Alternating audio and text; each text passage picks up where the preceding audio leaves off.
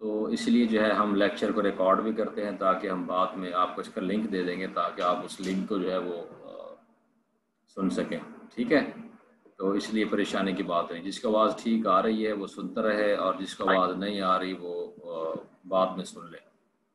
और अपनी आप लोग वीडियोस भी जो है इसको ऑफ रखें, क्योंकि जब आप वीडियोस ऑन करते हैं तो उसमें डाटा ज़्यादा चाहिए होता है, तब भी आप लोगों की आवाज़ जो है वो डिस्टर्ब होती है। ठीक है, तो वीडियोस भी अपनी ऑफ कर लें। और उसके अलावा ड्यूरिंग द लेक्चर अगर आप लोगों ने कुछ पूछना हो तो आप लोगों ने चैट बॉक्स में क्वेश्चन लिखना है। मैं जब वो क्वेश्चन पढ़ूंगा तो उसका जवाब दे दूंगा। ड्यूरिंग लेक्चर आप लोगों ने मुझे डिस्टर्ब नहीं करना। ठीक है, तो ये कुछ चीज़ें हैं जो आप लोगों ने ध्यान में रखनी है। और इसकी वीडियो जो है वो आपको ऑनलाइन जो अवेलेबल होगी, अभी लेक्चर के फ़ौरन बाद ही मैं उसको अपलोड कर दूंगा और उसका लिंक जो है आपके व्हाट्सएप ग्रुप में शेयर कर दूंगा आप लोगों को। अच्छा, लाइट्स एंड ऑप्टिक्स की बता रहा था इंट्रोडक्शन के बारे में कि कहाँ यूज़ होता है। देखें, अल्लाह ताला की नेमतों में से ना सबसे एक जो इम्पोर्टेंट, और हर नेमत ही अल्लाह ताला की ज़ाहिर है बेशकीमत है, लेकिन आँखें जो हैं वो आप अगर देखें तो उसके बगैर आप इस दुनिया को देख ही नहीं सकते। आप कुछ ऑब्ज़र्व नहीं कर सकते। अगर आपकी आई साइट इवन कमज़ोर भी हो जाए तब भी आपको फ़ौरन से फ़ील होता है।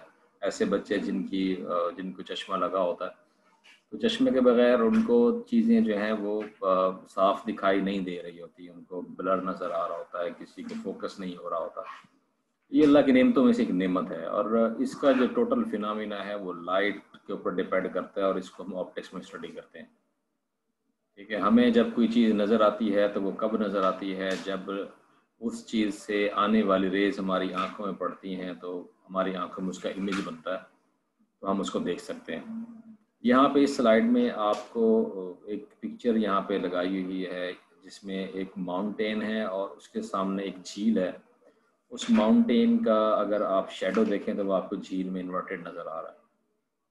माउंटेन हालांकि ऊपर है लेकिन आपको वो पानी के अंदर भी नज़र आ रहा है। तो ये क्या हुआ, ये भी एक ऑप्टिक्स का फिनोमेना है कि आपको माउंटेन की जो लाइट्स हैं वो पानी से रिफ्लेक्ट होकर आपकी आंखों में पहुंच रही हैं, तो आपको पानी में भी वही सेम माउंटेन जो है वो नज़र आ रही है। अब ज़ाहिर है वो ओरिजिनल तो नहीं है, वहाँ पे उसका शेडो नज़र आ रहा है, लेकिन अगर आप देखने वाला आप सिर्फ अपना फ्रेम जो है देखने का वो सिर्फ पानी के अंदर उसको फोकस करें, तब आपको पानी के अंदर भी वो माउंटेन जो है वो नज़र आएगी। ठीक है, अब इसमें क्या कौन सा फिनोमेना इन्वॉल्व हो रहा है, रिफ्लेक्शन का फिनोमेना जो है वो इसमें इन्वॉल्व हो रहा है। अब ये कहाँ की है, ये साइड पे इसका मैंने दे दिया है कि ग्रैंड टेटून्स है, वेस्टर्न व्योमिंग एक रियासत है, व्योमिंग स्टेट है यूएस की। उसकी वेस्टर्न साइड पे ये एक माउंटेन मौजूद है। उसके सामने एक लेक है। तो सनसेट के टाइम पे अब आप देखें कि आपको जो आसमान का कलर है वो रेड नज़र आ रहा है, जबकि झील से आपको रिफ्लेक्शन जो है वो माउंटेन्स की भी जो है वो नज़र आ रही है। तो इसमें अब ये दोनों, क्योंकि हम आमतौर पे जब दिन के टाइम देखते हैं हमें आसमान जो है वो ब्लू कलर का नज़र आता है, लेकिन इस वक्त जो है वो आपको रेड कलर का नज़र आ रहा है। तो ये क्या फिनोमेना हो रहा है, और माउंटेन जो है उसमें से आपको उसकी रिफ्लेक्शन पानी के अंदर नज़र आ रही है, तो ये भी एक ऑप्टिक्स का फिनोमेना है। तो इस तस्वीर में बेसिकली ऑप्टिक्स के फिनोमेना को आप ऑब्ज़र्व कर सकते हैं। अब ये क्या फिनोमेना होते हैं, ऐसी चीज़ें क्यों नज़र आती है, हमारा पूरा कोर्स जो है वो इन्हीं चीज़ों के ऊपर जो है वो डिपेंड करता है। अच्छा, अब light is a basic to almost all life on earth. हर जगह पे आपके पास जो है वो लाइट जो है वो इम्पोर्टेंट है, इंसानों से लेकर और उसके अलावा जनाब ये प्लांट्स के लिए और एनिमल्स के लिए और सब के लिए जो है लाइट जो है वो बहुत इम्पोर्टेंट है। तो इंसानों के लिए तो मैंने आपको बता दिया कि हमारी जो ऑब्जर्वेशन है, हमारी जो आँखें हैं वो टोटल डिपेंड ही लाइट के ऊपर करती हैं।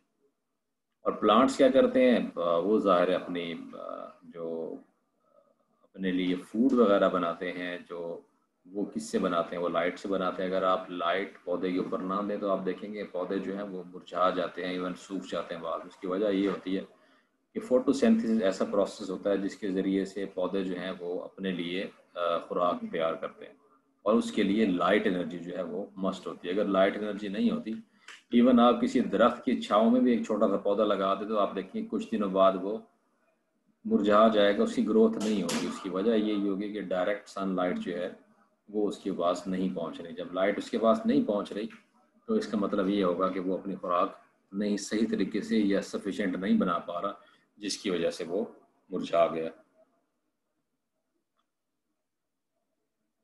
तो उसके बाद नेक्स्ट पॉइंट है, in addition light is the principle means by which we are able to transmit and receive information to and from object around us and throughout the universe।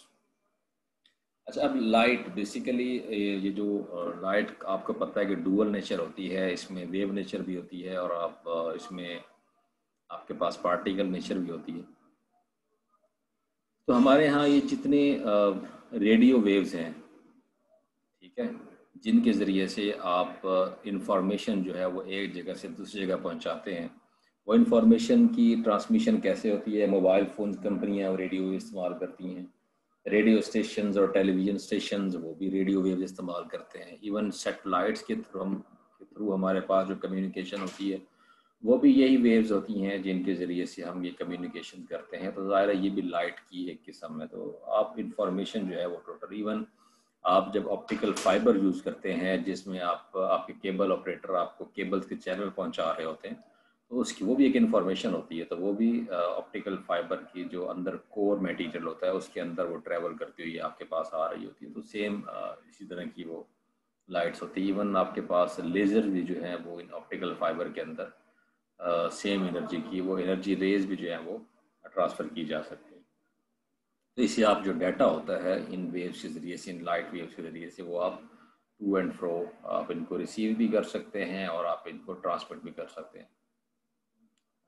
उसके बाद इसकी फॉर्म बताया गया कि light is a form of electromagnetic radiation and represents energy transfer from the source to the observer. ये वही जो ऊपर जितने मैंने फिनोमिनास बताए हैं ये उन सब में आपके पास ये इलेक्ट्रोमैग्नेटिक रेडिएशन यूज़ हो रही है। इवन सूरज से जो हमारे पास लाइट आ रही है, सूरज ज़ाहिर एक सोर्स है, बहुत बड़ा सोर्स है, तो वो भी इलेक्ट्रोमैग्नेटिक रेडिएशंस एमिट कर रहा है, वो एक सोर्स है और हम उसके ऑब्जर्वर हैं या रिसीवर हैं जो हम उस लाइट को इस अर्थ के ऊपर हम रिसीव कर रहे हैं। और इवन पूरे प्लानिटरी सिस्टम में जितने भी आपके पास प्लैनेट्स हैं उन सब प्लैनेट्स को वो लाइट जो है वो पहुंच रही है। किसी के पास उसकी इंटेंसिटी ज़्यादा है, किसी के पास कम है, लेकिन बहरहाल सूरज की लाइट जो वहाँ तक पहुँच रही है। और रात को जब आप स्टार्स देख रहे होते हैं, डिस्टेंट स्टार होते हैं, बहुत दूर दूर होते हैं, तो हर एक स्टार जो है वो क्या कर रहा होता है, एक लाइट को एमिट कर रहा होता है, ठीक है, और उसकी वो लाइट हम तक पहुंच रही होती है। और उस लाइट्स के जो कलर्स होते हैं, साइंटिस्ट उन कलर्स की वेवलेंथ के ज़रिए से अंदाज़ा लगाते हैं कि वो कितना दूर है। आपको पता होगा कि हम बताते हैं जनाब के एक और निज़ाम शमसी है जो हमसे इतना दूर है, और कोई एक और आपके पास जनाब एक सितारा है जो इसके दूर, इवन एक सितारे के पीछे ऐसा सितारा जो आपको नज़र नहीं आ रहा होता, उसका भी ये बता देते हैं कि ये सितारा जो है ये डायरेक्ट एग्जैक्ट इसके पीछे है, लेकिन हमें उसकी लाइट हम तक पहुंच रही होती है और हमें वो सितारा नज़र आ रहा होता है। वो कैसे नज़र आ रहा होता है? वो डायफ्रैक्शन फिनोमेना होता है कि उससे आने वाली लाइट उस स्टार से जो कि उसके सामने मौजूद होता है, यानी कि हमारे और ज़मीन और उस सितारे के दरमियान में कोई एक और स्टार आ जाता है, तो वहाँ पे उसके ज़रिए से डायफ्रैक्शन का फिनोमेना होता है और लाइट जो है उससे क्रॉस बेंड होकर दोबारा स्ट्रेट लाइन में हमारे पास पहुँच जाती है। तो ये बहुत सारे फिनोमेना होते हैं जो इलेक्ट्रोमैग्नेटिक रेडिएशन के ज़रिए से हम ऑब्जर्व कर सकते हैं। अब कौन कौन से फिनोमेना हैं वो ज़ाहिर है हम एवरीडे लाइफ में देखते हैं और लाइट की प्रॉपर्टी पे डिपेंड करता है। देखिए व्हेन यू वॉच टेलीविजन और व्यू अ फोटो, जब आप टेलीविजन देख रहे होते हैं या फोटो देख रहे होते हैं या कंप्यूटर के मॉनिटर के ऊपर देख रहे होते हैं उसकी स्क्रीन को, you are seeing millions of colour form by combination on 3 colours. तो आपके पास मिलियंस ऑफ कलर, इवन आप जब सेटिंग में जाते हैं ना, वहाँ पे 16 मिलियन कलर लिखा हुआ आ रहा था, ठीक है। तो वो आप जो है वो बेसिकली क्या होता है, कैसे बनते हैं, वो आपके पास 3 कलर्स होते हैं, रेड, ब्लू और ग्रीन। इन 3 के कम्बिनेशन से मिलके वो सारे कलर जो हैं वो प्रोड्यूस हो रहे होते हैं। इसमें हर कलर में जब कंट्रास्ट चेंज हो रहा होता है, कलर का शेड चेंज हो रहा होता है, तो बेसिकली उस मिक्सचर के अंदर इन तीन कलर्स की प्रोपोर्शन चेंज हो रहा होता है। कहीं रेड ज़्यादा हो रहा होता है, ब्लू कम हो रहा होता है, ग्रीन उससे कम हो रहा होता है, कहीं रेड कम होता है, ब्लू ज़्यादा होता है, ग्रीन कम होता है। तो ये बेसिकली प्रोपोर्शन चेंज होते चले जाते हैं, तो आपके पास एक नया कलर शेड जो है वो जनरेट होता चला जाता है और आप ओरिजिनलिटी के करीब कलर्स जो हैं वो आप उस टीवी स्क्रीन के ऊपर या मॉनिटर के ऊपर आप वहाँ पे प्रोड्यूस कर रहे होते हैं। ठीक है जी। Blue colour of the day time sky, अब आसमान पे दिन में जो कलर होता है blue, is a result of the optical phenomena of scattering of light by air molecule. वो कैसे हो रहा होता है कि आपके पास स्कैटरिंग फिनोमेना होता है कि आप एयर के मॉलिक्यूल्स होते हैं, वाटर के ड्रॉपलेट्स होते हैं और डस्ट के पार्टिकल्स होते हैं जो कि एयर के अंदर मौजूद होते हैं, वहाँ से स्कैटरिंग होती है as the red and orange colour of sunrise and sunsets. और इसी तरह सेम आपके पास रेड और ऑरेंज कलर जो आपको सनराइज और सनसेट के टाइम पे नज़र आते हैं, वहाँ पे उस टाइम पे ऐसा ही हो रहा होता है कि कोई कलर आप तक पहुँच रहा होता है और किसी की वेवलेंथ की वजह से उसकी स्कैटरिंग इतनी होती है कि वो आप तक नहीं पहुँच पा रहा होता, इसलिए आपको सिंगल कलर नज़र आ रहा होता है। दिन में आपके पास रेड और ऑरेंज जो होते हैं वो स्कैटर होके किसी और एंगल्स पे चले जाते हैं, तो आपको स्ट्रेट ऊपर जो है वो ब्लू कलर नज़र आना शुरू हो जाता है। शाम के टाइम पे जो स्कैटरिंग होती है वो ब्लू कलर की ज़्यादा हो जाती है, ऑरेंज या रेड की कम होती है, तो उस वक्त आपको स्काई जो है वो रेड या ऑरेंज शेड्स में नज़र आ रहा होता है। अच्छा, उसके बाद next you see your image in your bathroom mirror in the morning और the image of the other cars in your rear view mirror when you are driving. अच्छा, अब आप ज़ाहिर है आईने में अपना इमेज देखते हैं आप, ठीक है। वो इमेज कैसे क्रिएट हो रहा होता है, उसमें कौन सा फिनोमेना इन्वॉल्व हो रहा है, या आप गाड़ी चला रहे हैं तो आपने साइड व्यू मिरर लगाया हुआ, उसमें आप अपनी से पीछे आने वाली गाड़ियों को देख रहे होते हैं, उसका अंदाज़ा लगा रहे होते हैं कि कौन सी गाड़ी आपके पीछे आ रही है, कौन सी ओवरटेक कर रही है, कौन सी स्लो चल रही है, कौन सी तेज़ी से आ रही है। तो ज़ाहिर है यहाँ पे कोई ऑप्टिक्स का फिनोमेना इन्वॉल्व हो रहा होता है। These images result from reflection of light, तो वो रिफ्लेक्शन ऑफ लाइट ज़ाहिर है वहाँ पे हो रही होती है। इफ़ यू वियर ग्लासेस और contact lenses you are depending on reflection of light for clear vision. और जब आपके और जो ऑब्जेक्ट के दरमियान में अगर कोई ग्लास आ जाता है या कोई लेंस आ जाता है, तब आपके पास फिनोमेना कौन सा हो जाता है, वो फिर डायरेक्ट लाइट नहीं आती बल्कि उसमें एक फिनोमेना रिफ्रैक्शन का होता है कि लाइट पहले रिफ्रैक्ट होती है तब आपके पास पहुँचती है। उसमें आप देखें कि जब आप पानी के अंदर मौजूद हों और अपने सामने कोई एक और चीज़ पानी के अंदर डुबो दें, तो उसका इमेज होता है शफाफ पानी के अंदर, वो आपको डिफरेंट नज़र आ रहा होता है। इवन अगर आप कोई एक लंबी सी चीज़ पानी के अंदर डिप करेंगे तो आपको उसकी जो लेंथ होगी उसकी कॉन्ट्रैक्शन नज़र आ रही होगी। इवन अगर आप कोई छोटी सी चीज़ उसके अंदर डालेंगे तो उसका साइज़ डिफरेंट नज़र आ रहा होगा, उसकी पोजीशन आपको डिफरेंट नज़र आ रही होगी। वो सिर्फ किस वजह से होगा, वो ये रिफ्रैक्शन का फिनोमेना होता है, जिसमें लाइट जो है वो जब अपना मीडियम चेंज करती है तो वहाँ पे वो लाइट एक डिफरेंट एंगल की तरफ बेंड करती है। वो फिर उसकी डिटेल जब हम पढ़ेंगे तो फिर आपको मैं उसमें डिटेल से बताऊंगा।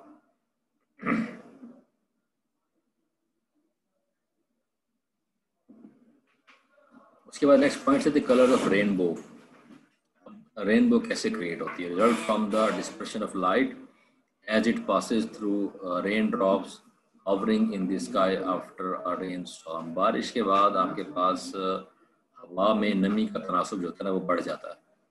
वो क्यों बढ़ जाता है कि आप ये जो इसके बारिश के जो बहुत स्मॉल टाइनी ड्रॉपलेट्स होते हैं वो एयर के अंदर सस्पेंडेड होते हैं, ठीक है। वो नीचे नहीं आते, बड़े आपका ड्रॉप्स होते हैं वो ज़मीन पे आ जाते हैं। जो बहुत स्मॉल टाइनी उसके ड्रॉपलेट्स होते हैं वो हवा के अंदर ही रह जाते हैं और सस्पेंडेड फॉर्म में मौजूद होते हैं।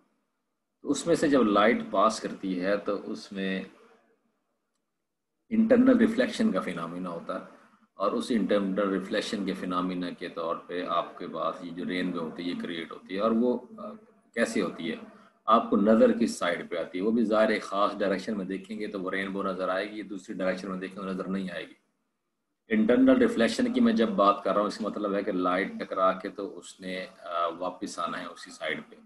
तो जिस साइड पे आप मौजूद हैं, अगर सूरज आपकी बैक साइड पे मौजूद होगा तभी आप ये रेनबो जो है वो अपोजिट साइड पे अपने सामने की साइड पे देख सकते हैं। अगर आप सूरज की साइड पे देखना शुरू कर देंगे या उसके दाएं बाएं वाली साइड पे देखना शुरू कर देंगे तो आपको वो रेनबो नज़र नहीं आएगी। तो ये इसमें जो फिनोमिना है वो इंटरनल रिफ्लेक्शन का होता है। तो अगर हमारे कोर्स का हिस्सा हुआ तो हम उसको डिटेल से पढ़ेंगे, लेकिन आप लोग ये FSC में पहले से पढ़ चुके होंगे। अच्छा, उसके बाद if you have ever seen the coloured circles of the glory surrounding the shadow of your airplane on cloud as you fly above them, you are seeing an effect that result from the interference of light.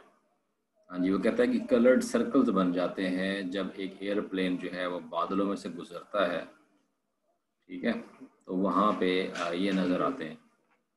ये वो किस वजह से होता है, वो interference की वजह से। लाइट बेसिकली जब बादलों में से पास कर रही होती है तो वहाँ पे एक इंटरफेरेंस क्रिएट हो रहा होता है जो वहाँ पे आपको नज़र आता है, ठीक है। तो वो आप अब ये कि एक और फिनोमिना आ गया जिसको इंटरफेरेंस कहते हैं, जिसमें दो लाइट्स की जो वेव्स होंगी, जो रेज होंगी, वो आपस में इंटरसेक्ट करेंगी और उसकी वजह से उनका एक कॉमन इफेक्ट प्रोड्यूस होगा। वो क्या करेगा, वो या तो उस इफेक्ट को बढ़ा देगा या उनके इफेक्ट को कम कर देगा, तो उसको इंटरफेरेंस कहते हैं। ये भी हम फिर डिटेल में पढ़ेंगे।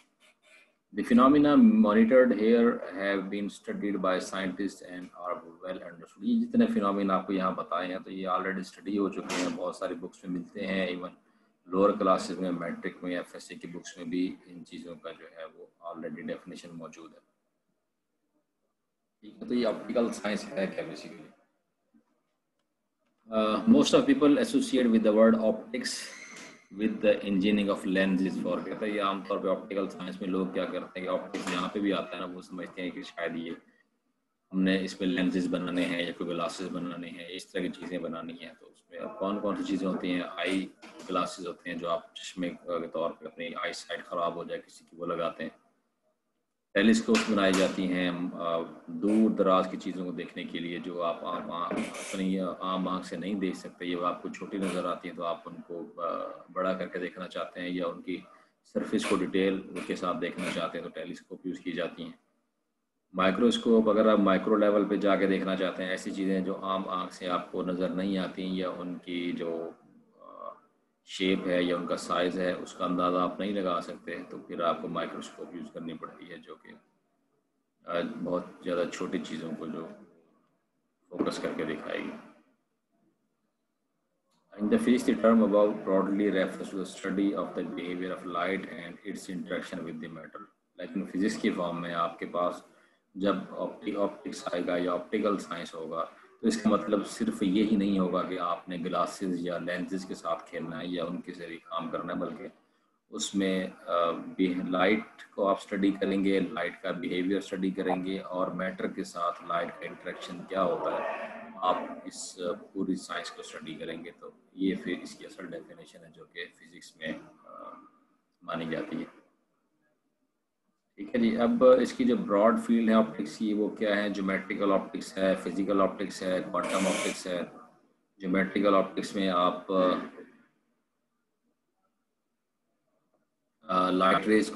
लाइट को स्टडी करते हैं रेज के तौर के ऊपर।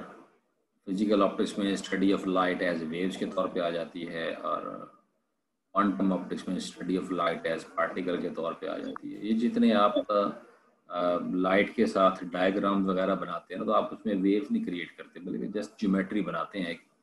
ये ज्योमेट्री है और उसमें ये काम ये डायग्राम ऐसे बनेगी, ये डायग्राम ऐसे बनेगी, तो उसमें आप सिर्फ उसके एज अ रे के तौर पे कंसिडर कर रहे होते हैं, ठीक है। फिजिकल ऑप्टिक्स में आप लाइट को एज अ वेव्स के तौर पे कर रहे थे, तो क्वांटम ऑप्टिक्स में जहाँ पे आप फोटोन को यूज़ करते हैं तो लाइट एज अ पार्टिकल के तौर पे यूज़ होती है। तो ये हमारा कोर्स था। अब इसमें आपके पास ये कुछ चैप्टर्स हैं, अगर आप इसमें बुक लेंगे, बुक में आपको अभी LMS पे शेयर कर दूंगा, उसका तकरीबन ये 35, 36, 37 और 38 चैप्टर्स हैं, कुछ 4 या 5 चैप्टर्स हैं जिसमें आप लाइट के बारे में पढ़ेंगे और ऑप्टिक्स के बारे में पढ़ेंगे। उसमें पहला चैप्टर है the nature of light and the principle of ray optics. इसमें आपके पास जो मेन टॉपिक्स हैं वो यहाँ साइड पे लिखे हुए हैं। नेचर ऑफ लाइट क्यों पढ़ेंगे, measurement of the speed of light, के लाइट की स्पीड को कैसे मेजर किया जाता है, रे अप्रोक्सीमेशन इन रे ऑप्टिक्स है। उसके बाद एनालिसिस मॉडल है कि वेव अंडर रिफ्लेक्शन कैसे काम करेगी, वेव अंडर रिफ्रैक्शन कैसे काम करेगी, हाइगन्स प्रिंसिपल आएगा, डिस्पर्शन होगी लाइट की, और टोटल इंटरनल रिफ्लेक्शन। ये चीज़ें ये बेसिकली इसके मेन टॉपिक्स हैं। तो तो जो कि हम इसके अंदर स्टडी करेंगे। ठीक है जी। और ये पहला चैप्टर है जिसके अंदर आपने ये चीज़ें पढ़नी है। जो मैंने टॉपिक्स आपको वहाँ बता दिए हैं वो यहाँ पे बता दिया कि ये कैसे होगा। ठीक है जी। तो ये आपकी पहली प्रेजेंटेशन थी पहले चैप्टर की। अब मैं आप देखता हूँ कि आप लोगों ने क्वेश्चंस क्या किए हुए हैं। क्वेश्चन किसी ने कोई नहीं किया, सिर्फ अटेंडेंस लगाई है जो कि मैंने पूछी नहीं थी। तो चले अब आप लोग अटेंडेंस लगा दें। क्वेश्चन नहीं है तो इसका मतलब ये है कि मैं जो है इसको एज इट इज़ समझूंगा कि आप लोगों को समझ आ गई है। अपनी अटेंडेंस मार्क कर दें। और ये लेक्चर जो है इसको मैं यूट्यूब पे अपलोड करके तो आप लोगों के साथ इसका लिंक जो है वो शेयर कर दूंगा, ताकि जो लोग आज का लेक्चर अटेंड नहीं कर सके वो भी इसको देख लेंगे। जिन तक आवाज़ नहीं पहुंची वो आवाज़ के साथ भी सुन लेंगे और इसको दोबारा से आप देख लीजिए। और आइंदा से काइंडली आप लोगों ने ये करना है कि जब आप लोग लेक्चर को ज्वाइन करेंगे तो अपने आईडी के साथ उसमें आपका नाम होना चाहिए और आपका रजिस्ट्रेशन नंबर होना चाहिए। उसके अलावा और कुछ नहीं होना चाहिए। मोबाइल का नाम आपका बिल्कुल अलाउड नहीं है। अभी भी इस वक्त भी 2 से 3 बच्चे ऐसे हैं जो अपने मोबाइल के आईडी से आए हुए हैं। किसी ने अपना नाम ओप्पो रखा हुआ है, किसी ने वीवो रखा हुआ है। तो अपना नाम काइंडली, अगर आपने ये पसंद है तो काइंडली नाम चेंज करें। अखबार में इश्तिहार जाता है, इश्तिहार के बाद फिर वो नादरा में एप्लीकेशन देनी पड़ती है तो नाम चेंज हो जाता है। तो जिसको ओप्पो पसंद है वो ओप्पो कर ले, जिसको वीवो पसंद है वो वीवो कर ले, कोई सैमसंग रख ले। ठीक है। अगर नहीं रखना तो फिर अपने असली नाम के साथ आया करें।